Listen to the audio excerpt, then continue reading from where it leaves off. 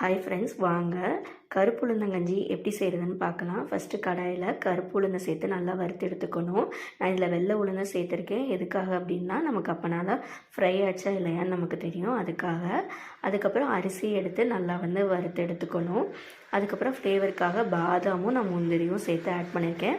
உங்களுக்கு என்ன தேவையோ அதை நம்ம ஆட் பண்ணிக்கலாம். அதையும் நல்லா ஃப்ரை பண்ணி நம்ம எடுத்துகிட்டு நல்லா ஆற வச்சுட்டு நல்லா பவுடராக திரித்து எடுத்துக்கணும். அடுத்து நமக்கு தேவையான பவுடரை மட்டும் சேர்த்து தண்ணி ஊற்றி லம்ஸ் இல்லாமல் நல்லா கலந்து எடுத்துக்கணும். அதுக்கப்புறம் இனிப்புக்காக நான் கருப்பட்டி எடுத்திருக்கேன். கருப்பட்டியும் உடம்புக்கு ரொம்ப நல்லது. ஸோ கருப்பட்டி பாகு காய்ச்சிருக்கேன்.